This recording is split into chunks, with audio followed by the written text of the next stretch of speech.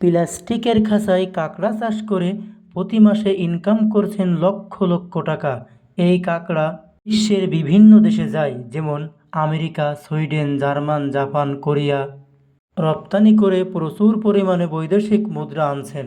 তো আপনারা ভাইয়ের মুখ দিয়েই শুনুন কিভাবে এই কাঁকড়া চাষ করা হয়। আসসালামু আলাইকুম ভাই। ওয়ালাইকুম আসসালাম। আচ্ছা ভাই, কেমন আছেন আপনি? জি আলহামদুলিল্লাহ ভালো। আপনারা ভালো আছেন? জি আলহামদুলিল্লাহ। ভাই, আপনি এখানে কি চাষ করছেন?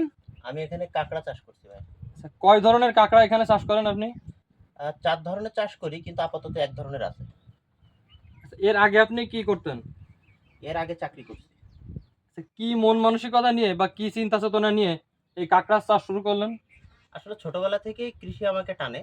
আর আর সেই ভাবনা থেকে মনের ভিতরে সুপ্ত আশা, এটাই একটা সময় আমাকে আর চাকরি করতে দিল না। একটা কর্পোরেট অফিসে ভালো পজিশনে চাকরি করতাম। আমি এক্সিকিউটিভ ছিলাম যমুনা গ্রুপে। সেইখান থেকে চাকরিটা ছেড়ে আমার এগ্রিকালচারে আসা। আচ্ছা, এই শুধুমাত্র এই কাঁকড়া চাষ করেন না অন্য কিছু না, করেন? না, আমি সর্বপ্রথম এসে আমি ফল বাগান করি, তারপরে মুরগির চাষ করি। কিন্তু ১ম এই সেটা ফ্লপ হয়। উপরওয়ালার ইচ্ছায় আমি হাল না ছেড়ে দিয়ে আমি আবার চেষ্টা করি। তারপরে ফল বাগানে আমার সফলতা আসে। তারপরে আস্তে, আস্তে মাছ চাষ, তারপরে ডেইরি সেক্টরে যাওয়া, তারপরে হচ্ছে আপনার চিংড়ি মাছ, এখন এসে কাঁকড়া। কাঁকড়া চাষ করে কি আপনি সফল? আলহামদুলিল্লাহ। গত এই যে ৩ বছর চলে, আমি ১ম শুরু করছিলাম ১৭০০ বক্স দিয়ে। তারপর ছিল ৩,০০০, আর এখন আলহামদুলিল্লাহ ৭০,০০০ প্লাস। এখন ৭০,০০০ বক্স আছে আপনার? ৭০,০০০ প্রত্যেক বক্সে কি প্রত্যেকটা কাঁকড়া আছে? একটি করে কাঁকড়া। আচ্ছা, কাঁকড়া কিভাবে চাষ করেন যদি আমাদের একটু সংক্ষেপে বলতেন? আপনারা এই যে বক্সগুলো দেখছেন, ওগুলো দেখেন, এই অমাবস্যা পূর্ণিমাতে কাঁকড়া ওঠে মূলত নদী থেকে। তো এই হয়তো বা এই সামনে যে পূর্ণিমা আসছে, পূর্ণিমাতে সবগুলো বক্স ভরে যাবে, তখন দেখতে পাবেন। এখন খালি আছে। আমাদের যদি কয়েকটা বক্স দেখান একটু ভাই। দেখেন, এই একটা বক্স, এই একটা বক্সের ভিতরে একটা কাঁকড়া থাকে। এই কাঁকড়াটা শক্ত কাঁকড়া, ঠিক আছে? জি জি। আর এই কাঁকড়াটা শক্ত কাঁকড়া, এটাকে বলা হচ্ছে হার্ড শেল। আর এই কাঁকড়াটা অমাবস্যা পূর্ণিমা এই কাঁকড়াটা খোলস দেয়। আর যখন এটা খোলস দেয়, তখন একটা নরম কাঁকড়াই তৈরি হয়। সেই নরম কাঁকড়াটা হচ্ছে আপনাদেরকে যদি একটু দেখাই,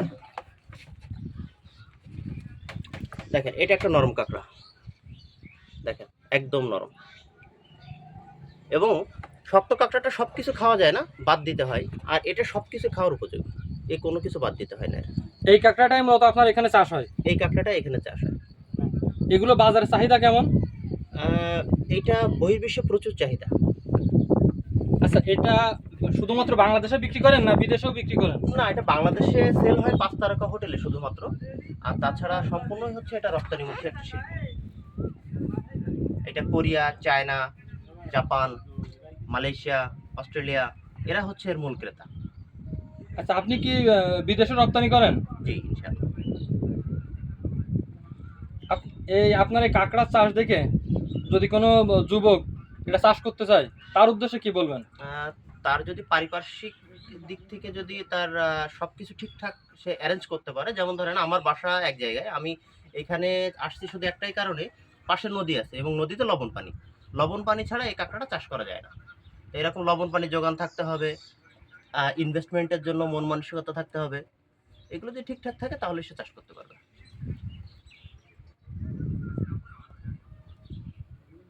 তো ঠিক আছে ভাই, আপনার গুরুত্বপূর্ণ তথ্য আমাদের দেওয়ার জন্য ধন্যবাদ। ভালো থাকবেন। ইনশাআল্লাহ। আসসালামু আলাইকুম।